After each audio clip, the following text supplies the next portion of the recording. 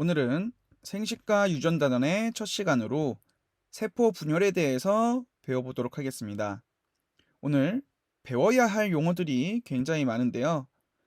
비슷한 용어들도 많아서 쌤이 옆에 학습할 용어들을 나열해 놓을 테니까 비교해보며 수업을 들으면 좋을 듯 합니다. 일단 아기 돼지 한 마리를 가져와 볼게. 이 아기 돼지가 어른 돼지가 됐어. 우리 이런 걸 생장이라고 합니다. 다른 말로는 성장이라고도 하며 생물체의 크기가 커지거나 무게가 증가하는 것을 얘기해요. 크게 어려운 단어는 아니죠. 자, 이 아기 돼지가 그럼 어른 돼지로 생장을 했다. 우리가 지금 궁금한 건 뭐냐? 어떻게 몸집이 커지는 것일까? 몸집이 어떻게 커졌지? 모든 생물의 구조적 기능적 기본 단위는 세포입니다. 그래서 두 가지 가정을 내볼 수가 있는데, 첫 번째, 세포의 크기가 그냥 단순히 커졌다. 이렇게 세포 하나가 커졌다 라고 얘기해 볼 수가 있어. 이 말은 아기 돼지 세포가 100개라면 어른 돼지 세포도 100개야. 그냥 단순하게 사이즈만 커졌다는 거야. 이렇게 생각할 수 있잖아. 그치? 그 다음에 두 번째 가정은 세포가 수를 늘려서 몸집을 키웠다. 예를 들면 하나의 세포가 이렇게 8개로 그 수를 키워서 몸집을 키웠다. 아기 돼지 세포가 100개라고 한다면 어른 돼지 세포는 800개가 되는 거지. 이렇게 해서 몸집을 키웠다. 뭐가 맞냐? 어떤 가정이 맞는지는 우리가 생장하고 있는 세포를 관찰해 보면 돼요. 근데 우리는 그 결과보다도 이유에 대해서 한번 잠깐 생각을 해볼게. 무엇이 더 이득이지? 그 이득인 방향으로 우리가 채택해서 몸집을 키울 거 아니야. 그쵸? 일단 선생님이 어제 저녁에 퇴근하고 먹은 삼겹살을 가져와 봤어요. 너무 맛있어가지고 여러분이 생각이 날 수밖에 없었지. 그래서 추가 주문을 해서 영상을 찍었어. 이렇게 고기는 우리가 잘라서 굽게 되지. 왜 잘라서 구울까? 같은 부피의 고기더라도 잘라서 굽는 게 더 잘 구워지니까, 빨리 구워지니까 그렇죠. 그쵸? 그건 표면적이 늘어났기 때문입니다. 이 표면적이 늘어나게 되면 열 출입이 활발해져서 고기가 잘 구워지거든. 자르면 그 자른 단면들이 늘어나잖아. 그래서 표면적이 늘어납니다. 그래서 같은 부피더라도 숫자가 늘어나면 표면적이 증가합니다. 여기서 같은 부피를 우리 단위 부피로 얘기하면 단위 부피당 표면적이 늘어나서 이득이다. 즉, 세포는 크기보다는 수를 늘리는 것이 물질 교환에 더 유리하다. 이렇게 얘기할 수 있습니다. 그래서 세포는 지금 나와 있는 것처럼 핵, 그리고 핵을 둘러싼 핵막, 세포질, 그리고 세포질을 둘러싼 세포막으로 되어 있는데요. 산소나 영양소는 이 세포막을 통해서 들어가게 되고, 생명활동을 하고 나서 나온 노폐물은 이 세포막을 통해서 나오게 됩니다. 이러한 물질 교환이 잘 되기 위해서는 표면적이 중요한데, 그렇기 때문에 세포는 크기보다는 수를 늘리는 게 이득입니다. 숫자가 늘어날수록 같은 부피를 차지하더라도 물질 교환을 활발하게 할 수 있도록 표면적이 늘어나기 때문이에요. 오케이. 그럼 이제 세포는 생장이란 걸 할 때 숫자를 늘려서 키운다. 이렇게 받아들이도록 합시다. 그렇다면 세포는 어떻게 그 숫자를 늘리냐? 세포의 분열을 통해서 숫자를 늘립니다. 분열을 하면 이 하나의 세포가 두 개로 쪼개지게 돼요. 이때 쪼개지기 전 세포를 우리는 모세포라고 하고요. 분열해서 쪼개진 세포를 딸세포라고 얘기합니다. 모세포는 어미모자를 써서 엄마세포, 모세포 이렇게 얘기해요. 선생님 아빠 세포는 안 되나요? 응, 안 돼요. 그냥 모세포라고 이름 지었어요. 그 다음에 딸세포. 선생님 이거 아들세포 안 돼요? 안 돼요. 딸세포라고 그냥 이름 지었어요. 그냥 이름 지은 거니까 받아들이세요. 자, 이렇게 모세포가 쪼개져서 두 개의 딸세포가 됩니다. 그럼 크기가 좀 작아졌겠지. 쪼개졌으니까. 그럼 이 딸세포는 살짝 세포의 크기가 증가하도록 성장을 조금 해요. 네. 그러면 원래 모세포 크기만큼 커지는 성장을 거치고, 그럼 다시 이 딸세포는 모세포의 역할을 하며 또 세포 분열을 합니다. 그럼 각각 두 개씩 딸세포를 형성하게 되는데, 이런 식으로 계속해서 세포의 수를 늘려갑니다. 그렇게 해서 생장을 한다. 우리가 오늘 집중해야 될 것은 요 세포 분열입니다. 그래서 지금 우리는 생장이란 걸 할 때 세포의 수를 늘려서 생장을 한다. 요거 하나 받아들이고, 그 수를 늘리는 방법으로는 세포의 분열을 통해서 수를 늘린다. 그래서 오늘 집중할 건 요 세포 분열이다. 그래서 세포 분열을 한번 생각해 볼게요. 자, 세포 분열은 그냥 막 쪼갤 순 없어.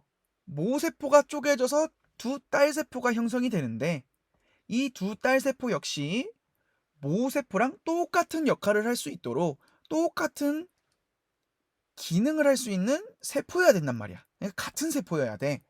그래서 세포 분열을 위한 전제 조건이 있어. 첫 번째, 모세포의 정보를 딸세포가 모두 가져야 돼요. 아까 말했듯이 같은 역할을 해야 되니까 모세포의 정보를 모두 가져야 한다. 당연한 얘기죠. 네, 두 번째, 두 딸세포는 형성될 때 모세포에게 공평하게 절반씩 정보를 받아야 돼. 이것도 당연한 얘기지. 뭐 한쪽으로 정보가 쏠리면 첫 번째 조건도 만족 안 하잖아. 그렇지? 다른 하나의 딸세포가 정보가 부족하게 되잖아. 그러니까 공평하게 가져야 된다. 이 두 가지 조건을 만족하기 위해서 일단 모세포가 처음 할 일은 유전 정보를 복제를 합니다. 자, 요 세포의 핵 속에는 유전 정보가 들어있는데 이것을 복제를 한번 해요. 그리고 요 복제된 걸 두 딸세포에게 쓱 분열하면서 전달을 해요. 요렇게 하면 세포 분열을 위한 전제 조건이 모두 만족이 되는 거야. 그렇지? 굉장히 간단합니다. 이런 기본적인 조건을 만족하도록 세포 분열은 단순하게 진행이 돼요.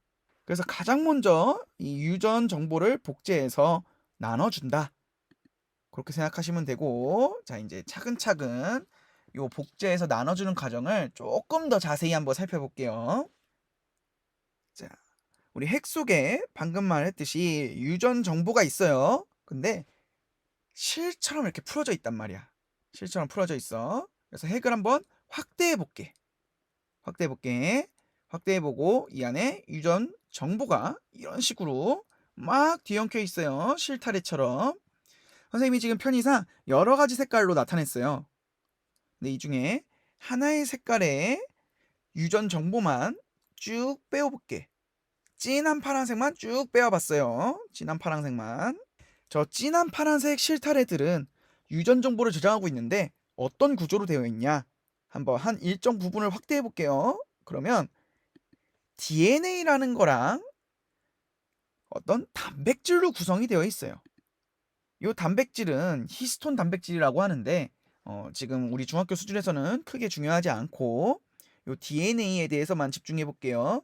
이 DNA는 유전 정보를 저장하고 있어요. 이 DNA가 유전 정보를 저장하고 있어. 어떻게 저장하냐? 특정 부위에 염기성 물질의 어떤 서열로 유전 정보를 저장하고 있는데 그 특정 부위를 우리는 유전자라고 합니다. 유전자. 그래서 어떤 DNA의 일정 부분이 정보를 저장하고 있는데 그 일정 부분을 유전자라고 해요. 그러면 가장 먼저 해야 되는 게 뭐라 그랬어요? 이 실타래 형태로 되어 있는 유전 정보를 복제를 한번 해야 돼요. 그 다음에 복제한 걸 각각 딸세포한테 전달하면 되죠. 근데 이 과정을 좀 더 자세히 배우면, 자, 보자. 이 실타래 같은 유전 정보가 복제됐는데 그냥 반땅을 해. 그럼 요렇게 반땅이 된단 말이야. 그치? 요렇게 해서 두 딸세포한테 전달하면 완벽히 반땅된 게 아니야. 왜냐면 지금 어? 이 DNA의 특정 부위에 유전자가 있는데 공평하게 전달되지 않을 수가 있잖아. 이렇게 그냥 잘라버리면. 응?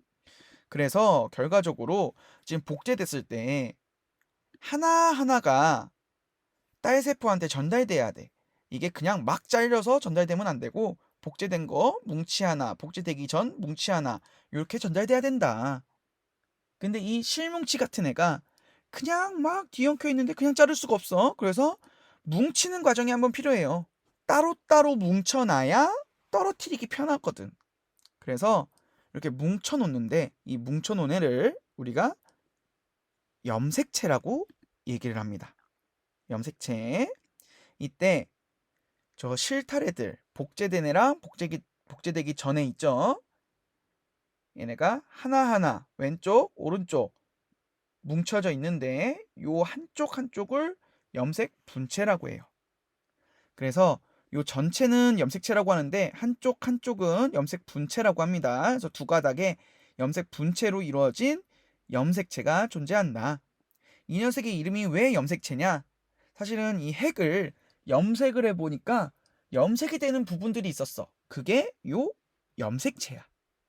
그래서 염색이 되기 때문에 염색체라고 이름을 지었어요. 참고로 알아두시고 그 다음에 요 가운데 이 염색 분체들이 붙은 부분을 참고로 동원체라고 합니다. 그 다음에 자 이렇게 뭉쳐놨어. 그 다음에 뭐 해야 돼? 떨어뜨려야겠지? 그렇지? 그래서 양쪽으로 뭉쳐져 있던 걸 떨어뜨렸어. 염색 분체가 떨어져. 그러면 염색 분체가 떨어지면 요거 좀 중요한 건데 붙어 있을 때는 염색 분체라고 하는데 떨어지면 각각 염색체라고 또 얘기합니다. 선생님 저거 모양이 다른데요? 그래도 똑같이 염색체라고 얘기를 해. 여기는 지금 붙어 있는 거야. 염색 분체, 염색 분체. 어떤 분신들이 붙어 있는 염색체라고 한다면 이거는 그 분신들이 떨어져서 각자 개체를 이루게 됩니다. 그래서 각자 염색체라고 해요. 그래서 요것도 염색체 하나, 요 위에 있는 애도 염색체 하나, 염색체 하나. 이렇게 얘기를 합니다.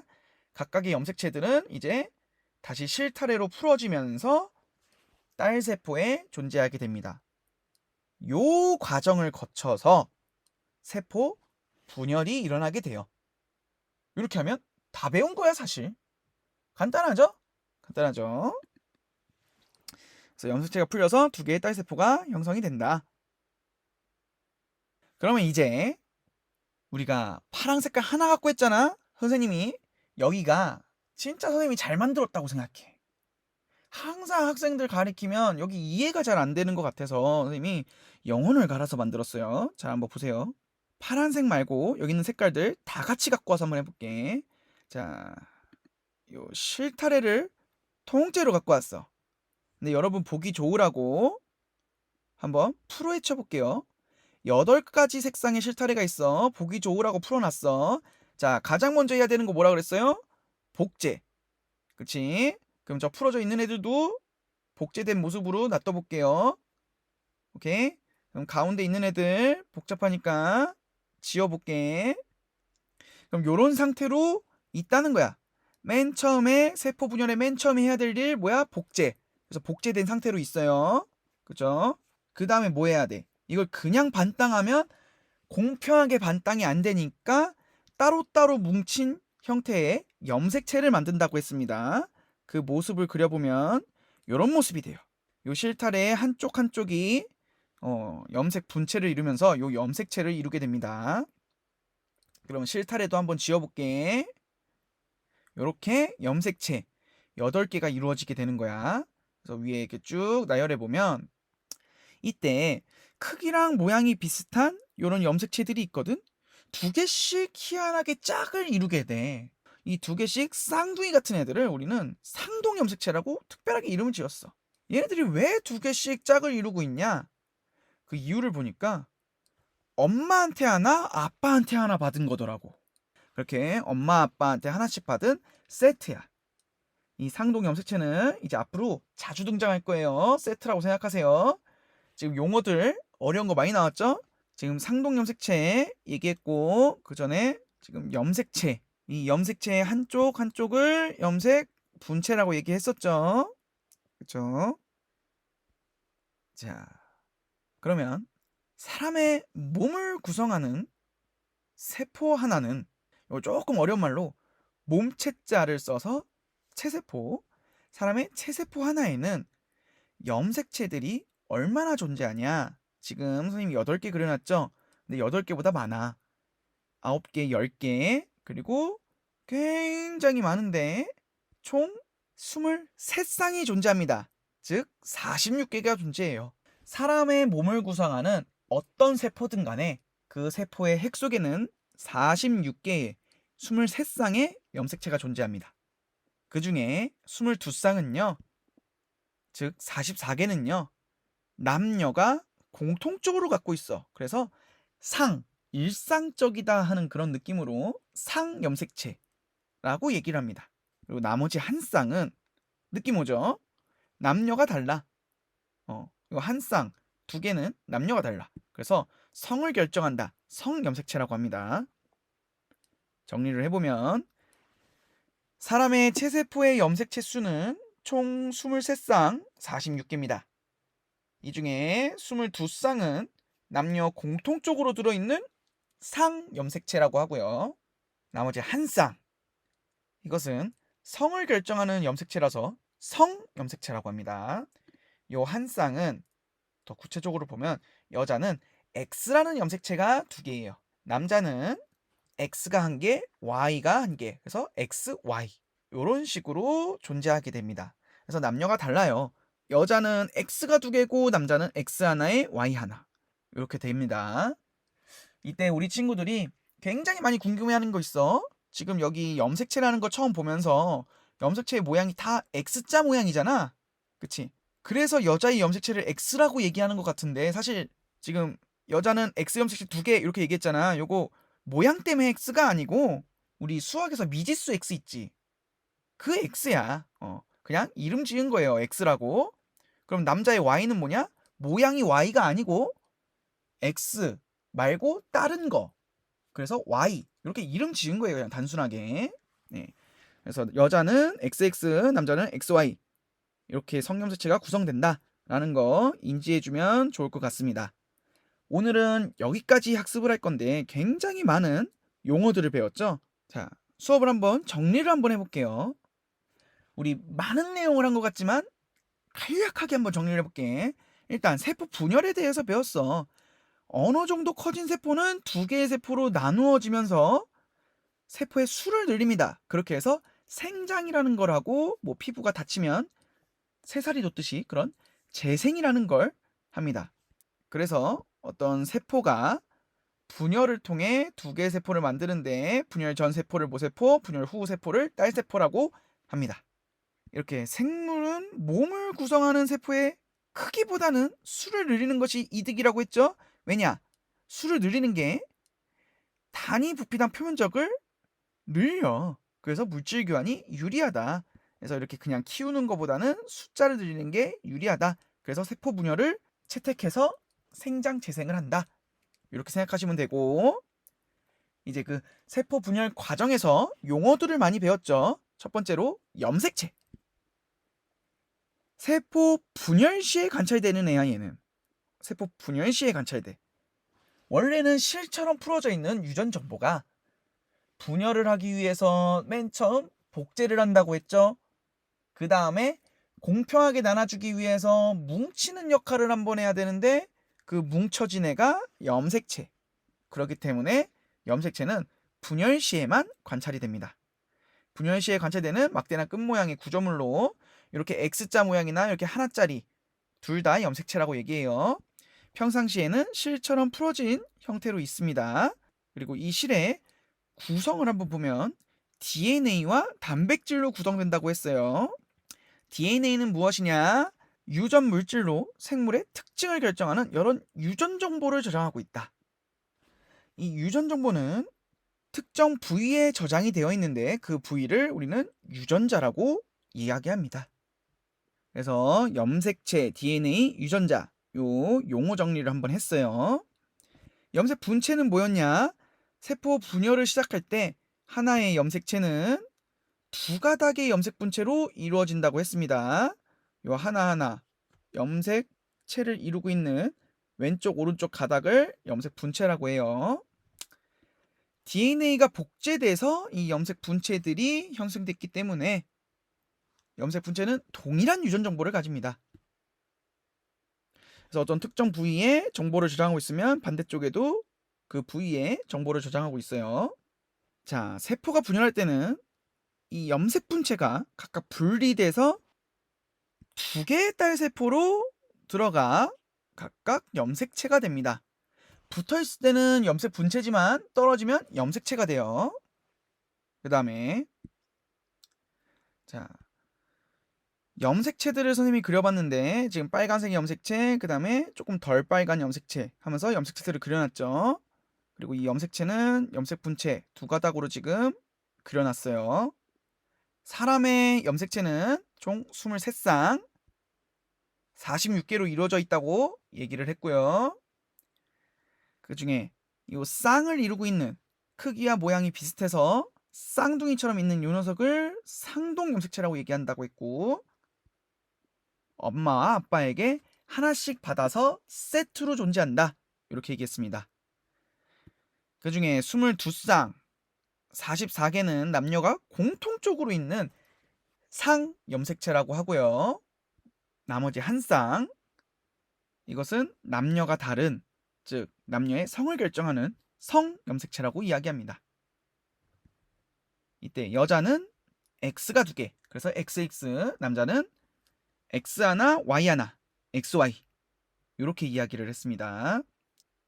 그리고 참고로 상동 염색체, 요것은 크기와 모양이 같은, 크기와 모양이 비슷한 두 개의 염색체, 요거를 상동 염색체라고 하는데, 상 염색체들은 모두 상동 염색체라고 이야기할 수 있어요. 근데 요 성 염색체는 상동 염색체라고 이야기하는가? 결론부터 얘기하면 따로 지칭하지는 않습니다. 이 과학자들의 합의가 이루어지지가 않았어. 왜냐면 여자는 XX니까 크기와 모양이 비슷해. 그럼 상동 염색체라고 이야기해도 돼. 근데 남자는 XY, 즉 크기와 모양이 비슷하지 않아, 남자는. 그러니까 이거를 상동 염색체라고 하냐 마냐, 이거에 대해서는 과학자들이 누군가는 상동 염색체라고 하고 누군가는 상동 염색체가 아니라고 얘기를 해요. 그렇기 때문에 따로 성염색체는 상동 염색체냐 아니냐 이런 언급 자체를 하지 않습니다. 참고로 알아두세요. 이번 시간은 이렇게 마무리하도록 하고, 다음 시간엔 체세포 분열에 대해서 학습해 보도록 하겠습니다. 감사합니다.